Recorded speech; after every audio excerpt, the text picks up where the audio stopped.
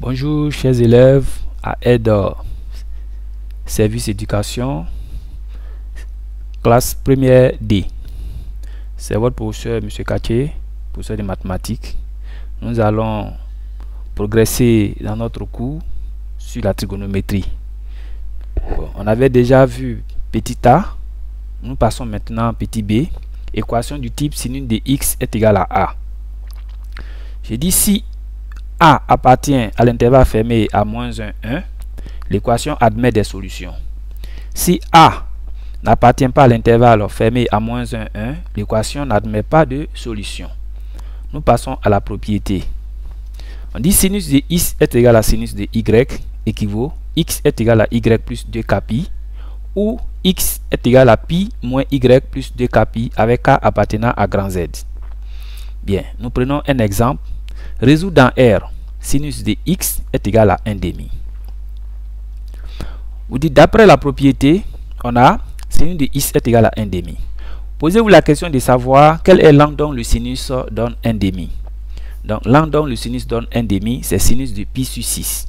Donc cela vous ramène à écrire sinus de x est égal à sinus de pi sur 6 équivaut x est égal à pi sur 6 plus 2k pi, ou x est égal à pi moins pi sur 6 plus 2k pi. Bien, en effectuant les calculs, vous écrivez équivaut encore x est égal à pi sur 6 plus 2k pi, ou x est égal à 6 pi moins pi sur 6 plus 2k pi. Pourquoi? Parce que les deux fractions n'avaient pas le même dénominateur, donc on les a rendues au même dénominateur. Cette expression revient encore à écrire x est égal à pi sur 6 plus 2k pi, ou x est égal à 5 pi sur 6 plus 2k pi avec k appartenant à grand Z. Comme on vous a dit de résoudre dans R, donc vous écrivez solution dans R est égal à l'ensemble pi sur 6 plus 2k pi, 5 pi sur 6 plus 2k pi, tel que k appartient à grand Z. Nous avions fini de résoudre cette équation-là. Deuxième exemple. Résoudre dans R, sinus de x plus pi sur 6 et pi sur 3, autant pour moi, est égal à moins 1 demi. Toujours dans la même propriété, vous dites sinus de x plus pi sur 3 est égal. Quel est l'angle donc le sinus donne moins 1 demi? L'angle dont le sinus donne moins 1 demi, c'est sinus de moins pi sur 6.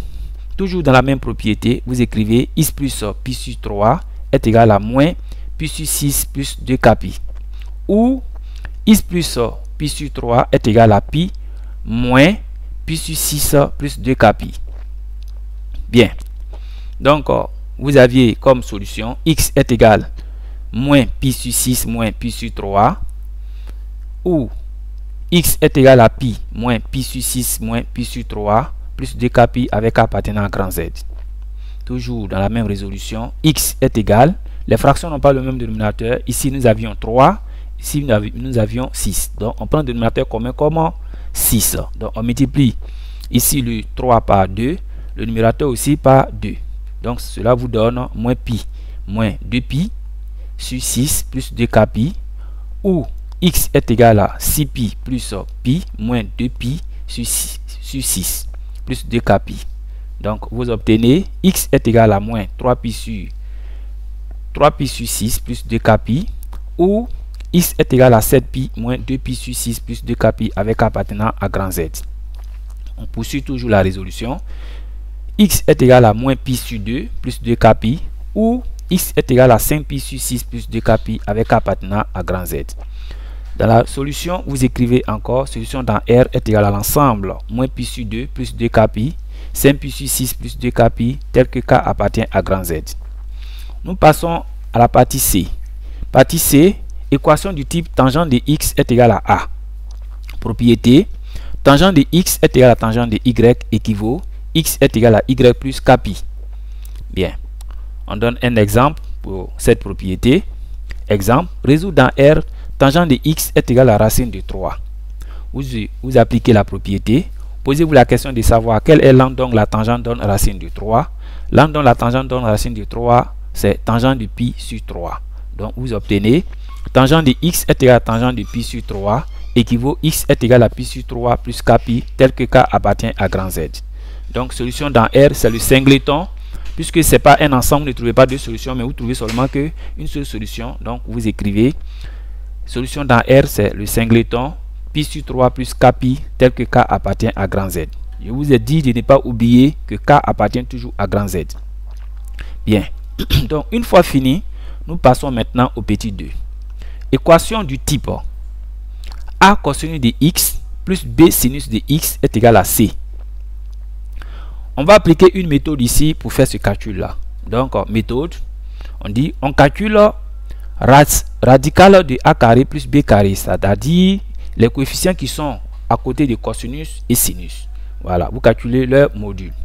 À la suite, on dit on multiplie les deux membres de l'équation par 1 sur racine de a carré plus b carré et l'équation devient. Donc c'est comme si ici cette expression que vous aviez, vous multipliez cette expression du type, l'équation du type a cosinus de x plus b sinus de x est égal à c, vous multipliez par 1 sur racine de a carré plus b carré, toute cette équation.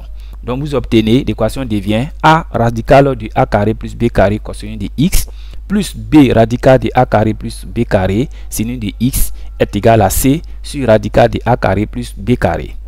Bien, on trouve un nombre réel alpha tel que, donc on va appeler cosinus de alpha est égal à a racine de a carré plus b carré et sinus de alpha est égal à b sur radical de a carré plus b carré. Voilà, donc l'équation devient maintenant cosinus de alpha cosinus de x plus sinus de alpha sinus de x est égal à bêta, parce qu'on pose aussi avec bêta est égal à c sur radical de a carré plus b carré. Prenons un exemple.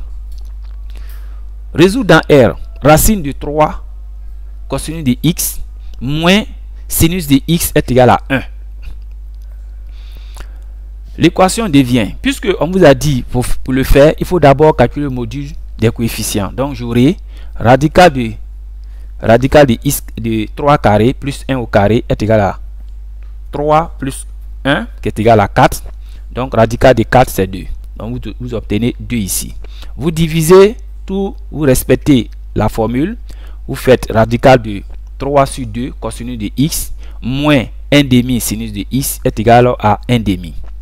Posez-vous la question de savoir quel est l'angle, donc le cosinus donne radical de 3 sur 2. C'est cosinus de pi sur 6.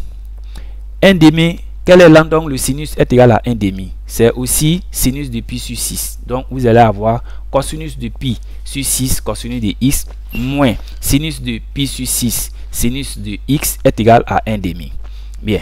Donc ici vous utilisez la formule des additions que nous avions vue. Formule d'addition.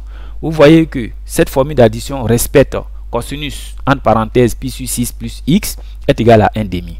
Mais vous obtenez encore la formule dans le cas de la propriété où on a dit cosinus de x est égal à cosinus de y.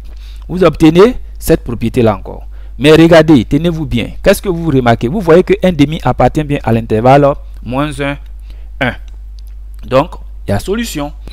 Donc, ceci étant, vous allez appliquer cette formule là pour dire que quel est l'angle? Donc, le cosinus est égal à 1 demi. C'est cosinus de pi sur 3. Donc, vous obtenez encore cosinus de pi sur 6 plus x est égal à cosinus de pi sur 3. Donc, ceci étant, vous ramenez encore à la même propriété que on a vu tout à l'heure. Donc, vous obtenez pi sur 6 plus x est égal à pi sur 3 plus 2k pi, ou pi sur 6 plus x est égal à moins pi sur 3 plus 2k pi avec appartenant à grand Z. Bien. Qu'est-ce que vous faites? C'est le x, l'inconnu qui est là que vous cherchez. Mais comme le pi sur 6 est de ce côté, en passant de l'autre côté, il change de signe, il devient moins.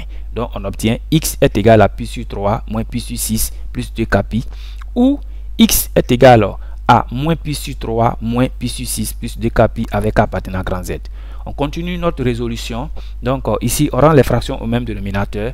X est égal à 2pi moins pi sur 6 plus 2k pi, ou x est égal à moins 2pi moins pi sur 6 plus 2k pi. Donc on obtient x est égal à pi sur 6 plus 2k pi, ou x est égal à moins 3pi sur 6 plus 2k pi avec appartenant à grand Z. La solution finale, on obtient x est égal à pi sur 6 plus 2k pi, ou x est égal à moins pi sur 2 plus 2k pi. Bien, donc solution dans R, ce serait l'ensemble pi sur 6 plus 2k pi moins pi sur 2 plus 2k pi tel que k appartient à grand Z. Bien, donc chers élèves, ceci étant, nous allons nous arrêter à ce niveau et poursuivre pour une deuxième fois.